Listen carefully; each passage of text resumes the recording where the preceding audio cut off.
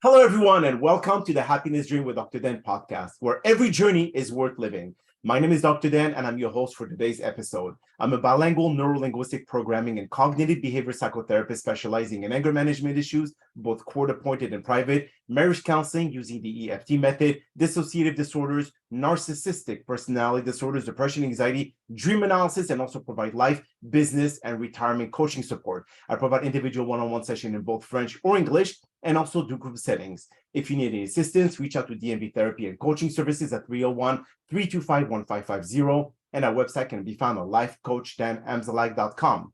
Today, I'm very excited to have for our 9th episode of season 14, a very special guest and host of the Creating Greatness podcast, Mr. Robert Prasch. And just like every of my past episodes, I will leave it up to the guests to properly introduce themselves, as no one can do a better job. Robert, the floor is yours.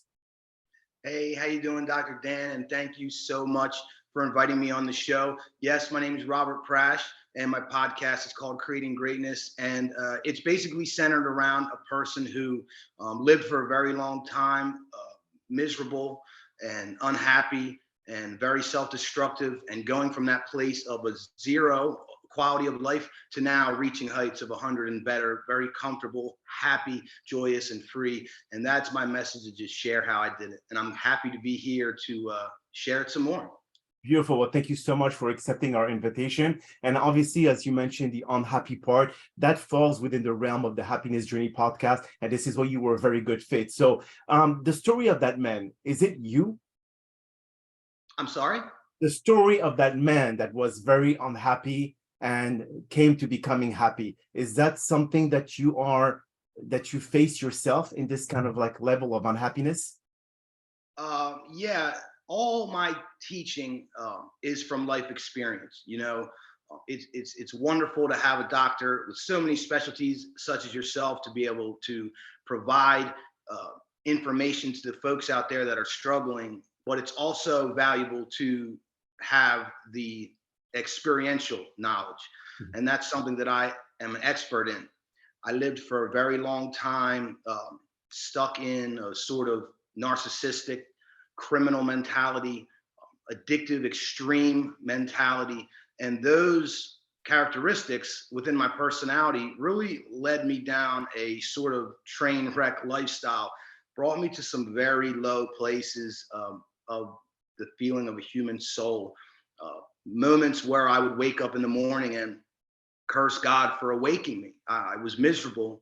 I did not want to go on. And I would see people with wonderful, happy lives, and they have children and spouses and jobs and careers and wonderful, nice cars and homes and all these things. And I sort of didn't know how they did it. And if I didn't think it was obtainable for me, I didn't think I deserved it. So even reaching for that was just unthinkable for me.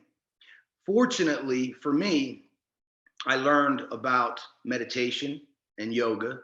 And at first there was some resistance there. I really had to open myself up to other sort of ideas and stop categorizing everything as for someone else or not for me, or, you know, yoga's for women and meditation's for monks. Like, no, these are tools that you can implement in your life day to day and sort of integrate them into whatever life you want. You don't have to be a monk on the mountain, or, you know, some woman in a gym going to do yoga. We could do these things too. They're tools for us. And I sort of started playing around with meditation and starting doing a little bit of yoga, connecting the breath to the movements. And then came in the power of prayer. And prayer was sort of funny for me, because when I started praying, I was sort of an atheist. I didn't know what to believe in. I didn't know how to pray. And my life was so bad that I had a hard time believing in God. But here's the thing. I seen people that prayed and saw their lives were better than mine. So I had faith, and that was sort of the first step, that prayer would make my life better. And in the beginning, it was a non-denominational, just a releasing of whatever I had to say. And that act alone was really powerful. So I always promote this holy trinity of spiritual and emotional wellness that I found, which is prayer, yoga, and meditation. I always make the connection of the meditation activated my mind, the yoga activated my body, the prayer activated my spirit and my soul. And when I was able to align those three aspects of who I am, I became a very powerful being and was able to box my way out of all of my problems and all of myself inflicted problems, and create this life that I have today.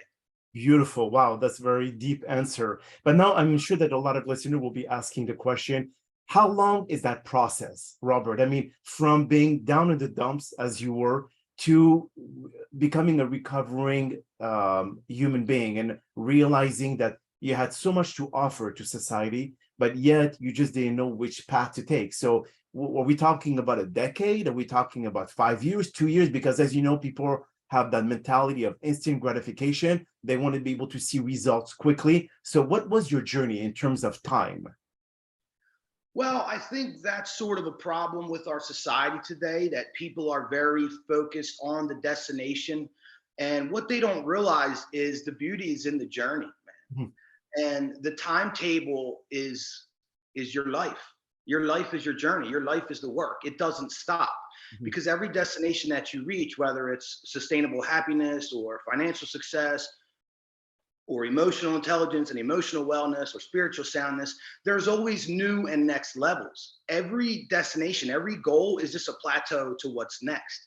If you get caught up on the destination and think once you've got there, you've arrived, you're very susceptible to fall off and or maintain yourself into mediocrity. And that's what we talk about in creating greatness. Like, we don't stop. We keep our foot on the pedal. We keep, sort of like our boot on the neck of life, not a person, of just continually sharpening that philosophy of continuous improvement. I'm a black belt in Lean Six Sigma, and it's one of the philosophies that I took from that and implemented into my life is continuous improvement, man. And every place that I reach, I know that it's just a stepping stone to what's next. In terms of time to see results, it depends on what you're detaching from. The detachment is important in any healing process, whether it be drugs and addiction, like myself, and criminal thinking and narcissistic behaviors, sort of a detachment away from all of the influences, all of the people and toxic things, places and things that you're being influenced by. That detachment from those things and detoxing your body will eliminate all those influences that you don't even know are happening. And at that time, you can start looking into what you want to do to be better. And you can see results very quickly. If you get that detachment, you get that influences out, you'll start to figure out who you really are and what you really want to be doing. And you start feeling that sense of purpose. Once you start feeling that sense of purpose, you can move forward in your truth. For me, it was prayer, meditation, and yoga, and then beyond, some more things that we talk about on the podcast. But very early on, I experienced results. As soon as I was detoxed from the toxic people, the toxic places, the toxic things, about a week into that detachment, I already felt better. And then when I added in, you could do yoga today for 5 minutes and you will feel better that day if you pay attention. So the results are, if you stop eating sugary foods or stop drinking alcohol, you may go through periods where you're not feeling your best, but very soon after, you'll immediately start feeling results. If you work out today for 20 minutes, a cardiovascular workout, you will feel the results today. And embody the journey, embrace that journey, and don't always focus on the destination. That's so true, Robert. And when it comes to guidance, was it a self-guidance journey or a self-guided journey, or was it someone that you had a mentor that were able to help you out or assist you or kind of like give you the tips to be able to achieve your goals much quicker versus having to go through the long route? Well, I think it's important to get to a place where you realize you don't have all the answers. That was important for me. I seen that my life was really messed up. I also started making the connection that it was my fault. So there was responsibility and accountability had to come into play. And at that time, you realize, yeah, I'm not doing this thing right, man. I may not have all the answers. And what that does is provide a sort of willingness and an openness to look and listen. And yeah, I believe in angels and spirit guides and mentors and coaches all over the world. And it doesn't have to be what you think it may be. It may be something out in nature. It may be someone that you meet for one day for a few minutes. Or it could be that longer, sustainable guide or guru if that's what you need. You know, my influences early on were Sadhguru. He's a founder of the Isha Yoga Center. And I took his class, Inner Engineering, which I always advocate for people to do. It really helps you be able to effectively manage your emotions. You know, people are trying to escape their emotions often. They don't know how to manage them. They don't know how to cope.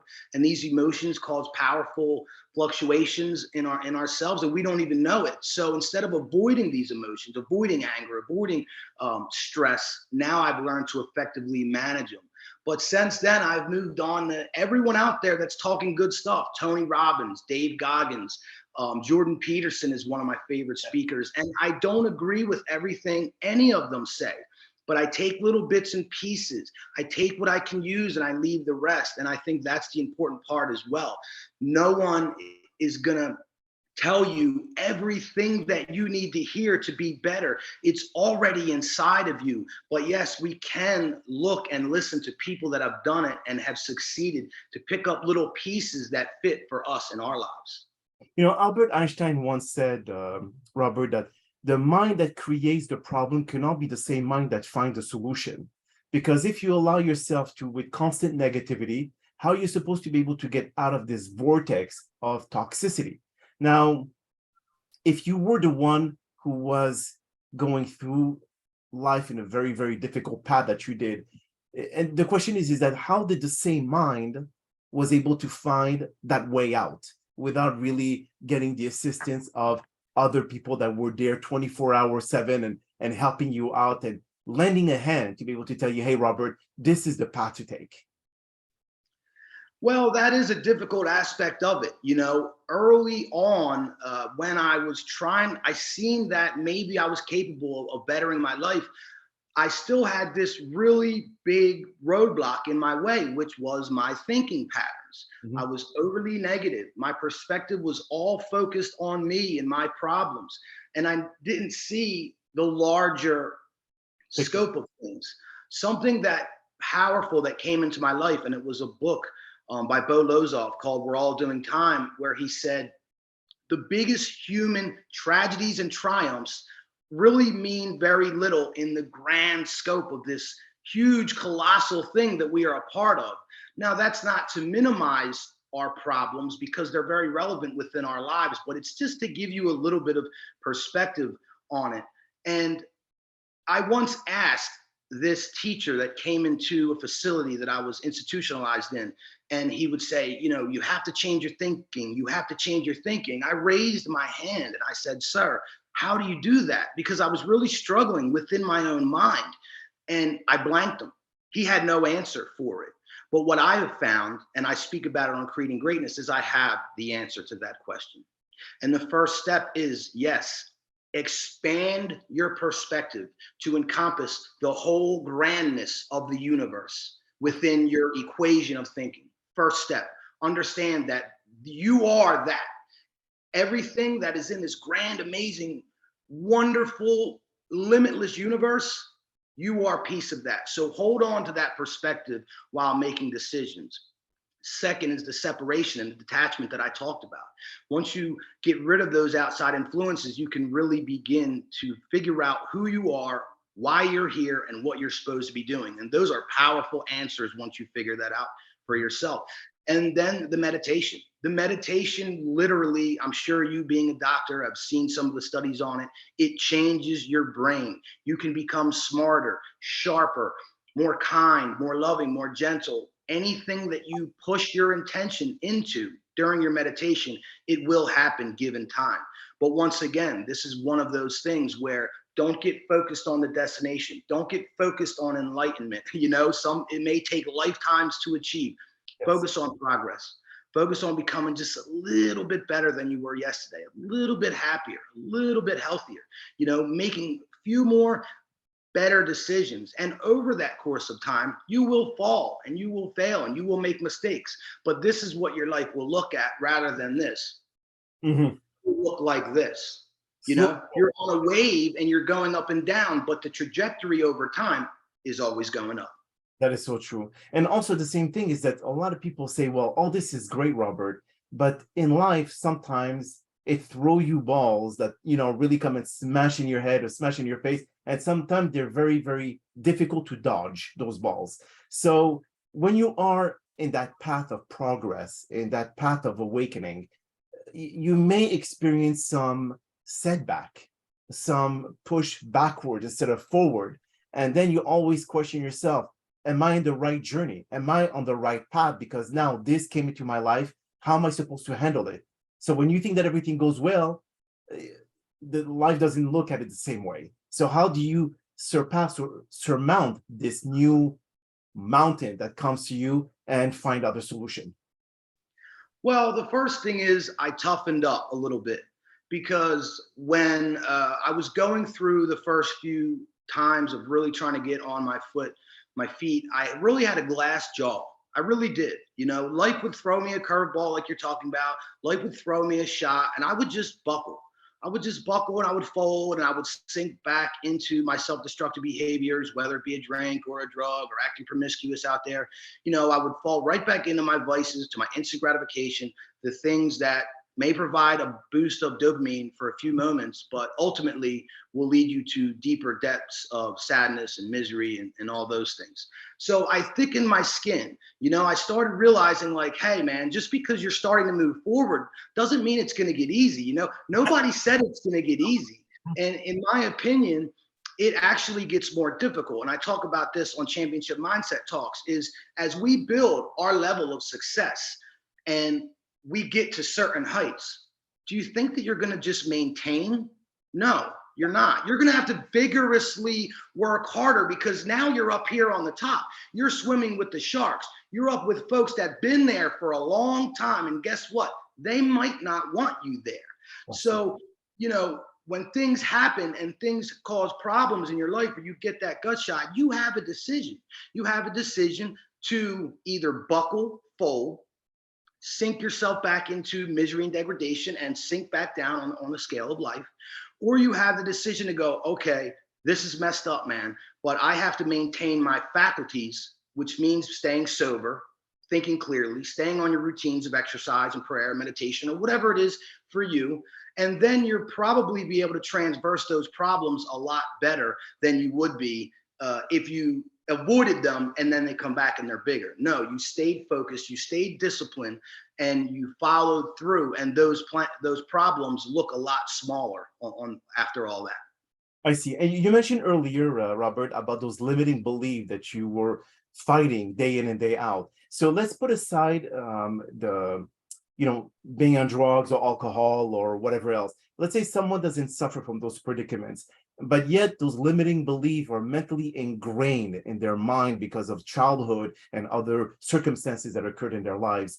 Now, how do you fight those? Because limiting belief can be even with those who are extremely successful, or the imposter syndrome, or anything that relates to those limiting beliefs. So how do you fight those, knowing that they're going to come in and out constantly in your mind and trying to circumvent them? Well, I think the drugs and alcohol are just a sort of symptom of the problem. And if you do the root cause analysis, another Lean Six Sigma philosophy, then most of those people that are experiencing them problems, they probably cope in different ways. Where an addict may go to drug or drink, those people may shop or scroll on their cell phones endlessly, or overeat or whatever. They may just be less detrimental problems. But if you look at yourself and you look at the world, when you tend to get emotional or upset, pay attention. See what triggers you and see what you go to. And those will start making those connections in your life. But no matter where you are, where you're starting from, you're going to have these feelings. You're going to have these emotions. I constantly battle it from day to day. Imposter syndrome. Who am I to be speaking on this podcast, telling people how to be better? We all experience those things. So that's number one. I think it's important to understand that everyone deals with these feelings, even politicians on the top of the world and millionaires on their yacht, and all these people still experience those moments of self-doubt. Number two, understand that it's temporary. Understand that you may be feeling like this now, but don't get sucked into the moments, because I talk about that quite a bit as well, because I could go through a day where I'm doing something and all of a sudden, like, I just get hit with a sad feeling and I start feeling sad about my life all of a sudden, sometimes unprovoked. And I just recognize this is temporary, and I'm not exactly sure why it's happening, but it's our job to deal with these and mitigate these problems. And the way that you mitigate these problems is getting out to nature, getting fresh air, drinking clean water, eating healthy foods, fasting every now and then to clear yourself out and detox, doing the prayer, doing the meditation. I also do cold water therapy. Now, these are tools, tips, and techniques that I use for me, but people have to find their own truth and find their own reasoning and find the things that make them have those feelings less. I don't know if you'll ever get to a place where you don't have those feelings, but I think you have to learn to cultivate the self-awareness to understand why you're having them feelings, when you're having them feelings, what things you do when you're having those feelings, sort of connect those dots, analyze that, and then you could figure out, okay, how do I move forward with this? How do I mitigate these feelings? And how do I stop the bad part? Because everyone has the bad part, I believe, that they go to. You get upset, you get angry, you get frustrated. I still do. I want to eat sugar or, yes. Whatever it may be. So get out in nature, get in touch with the grass and the electromagnetic signal that it's providing for you, the fresh air, and get around the trees and sort of detach yourself a little bit from society. It will work wonders for you. That, along with all the other things that I said. But ultimately, the journey's all about you. And that's what this life's about, is figuring out you and what makes you tick and how to become the best possible version that you could possibly be, because that's your job for all of us, to give us your gift. You are worthy, you are unique, and you're not an imposter. I'm telling you. Well, Robert, that is just amazing. And on your Creating Greatness podcast, do you invite people who have gone through very similar situation as you did, either because of drugs, addiction, or whatever else, or it can be anything that someone experienced in their life and found the solution so they could inspire your listeners? Well, yeah, I don't get pigeonholed into certain genres. I mean, I had people come on my podcast from all sorts of different podcasts, whether it be sports or comedy or a doctor like yourself. I would love to have you on, because it's really about the root cause. All those problems that manifest throughout our lives, whether it be drug, drinking, shopping, overeating, any of these things, they're all originating from specific trauma or problems that you have left undealt with. So yeah, I would invite anyone on, because that's the real problem. And until you address the real problem, all those other things don't matter. That's so true. And now for yourself, the place in your life that you are in right now, Robert, as you said before, there's always need for improvement, always place for growth. What exactly do you want? Because we still have to have a destination in mind. What exactly do you want to achieve from this point forward? Yeah, I think vision is one of the most important things in the world. And I think that if you don't have a vision, then you're sort of just swaying with the wind. You're swaying with your emotions. You're swaying with external events and sort of letting that dictate your life. And I'm a very big advocate for conscious living, and that includes a vision. Now, for me, the vision's very adjustable and flexible, because that is the way of the world. It's constantly changing and evolving, and I believe that we have to have room for that adaptation. But my vision, I have 3 sons, is to create a sustainable future for them. We just bought a couple acres in Southwest Florida. I'm going there in 2 weeks. We're going to pick up a couple chickens on the way. We've already got seeds for all sorts of different plants. I'm going to teach my sons how to hunt and fish and collect water and clean that water and grow their own food.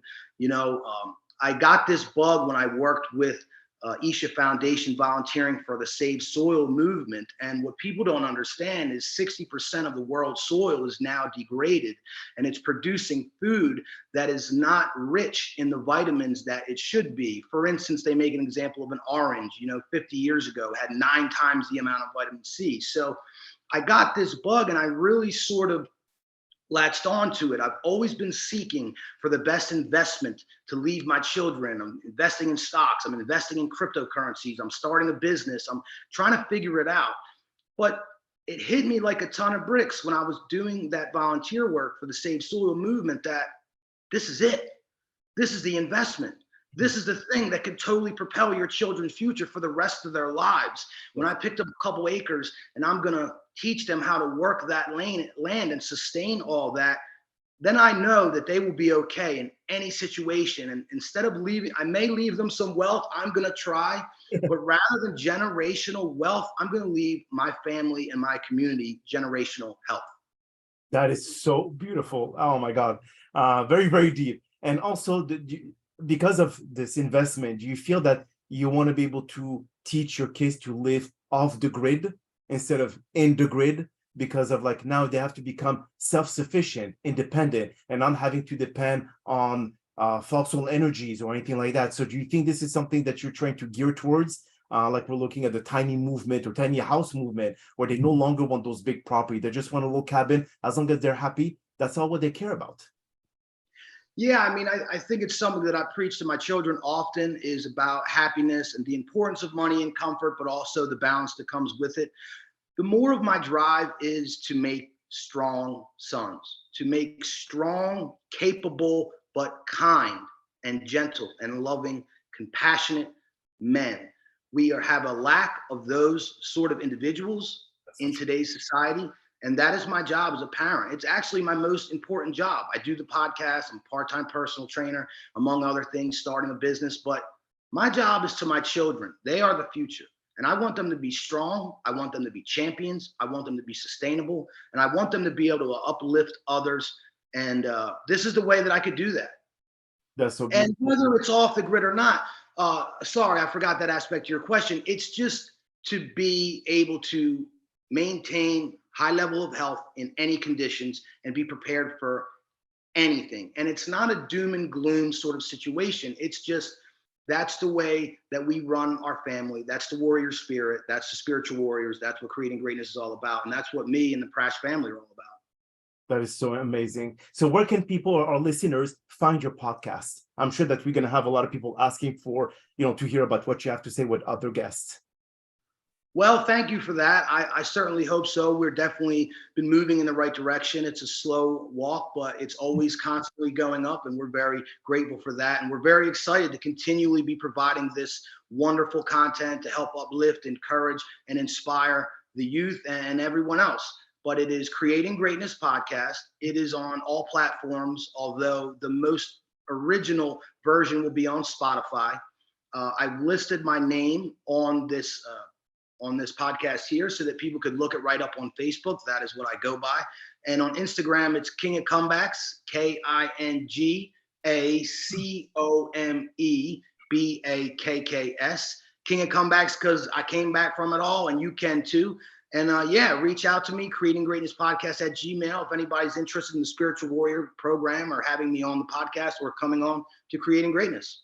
That is beautiful. We're going to actually add all your links to the description of the podcast once we start publishing it, and we will give you as well a link so you could send it to everyone that you know and they could hear our conversation and be inspired by it.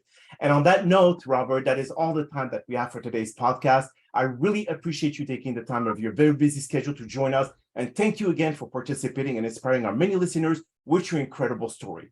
Now, we hope that you've all enjoyed today's episode, and I'm also very excited about the many upcoming guests that we have scheduled for season 14 of the Happiness Journey podcast, filled with inspirational stories just like the one that you listened today. Now, here are some concluding words of wisdom. Excellence is never the result of pure coincidence or mere accident. It is the consequence of earnest effort, clever guidance, deft execution, and the ability to recognize challenges as opportunities. The same goes for success. It is the sum of hard work, lots of sacrifice, persistence, and the ability to never giving up despite the insurmountable challenges you will face day in and day out.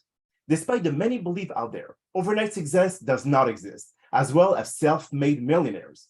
Personal growth is an internal desire to change the person you used to be for a better version of yourself. And it is thanks to the many people believing in your vision that they all collaborate to make you successful. Greatness happens only because many others perceive your wisdom to be the best for the greater good of society and all work together to reach this objective. Great minds think alike, and it's thanks to all of them to help you achieve your goals to make this earth a better place to live. My name is Dr. Dan Amzallag, and you may all keep pursuing your amazing journey in life.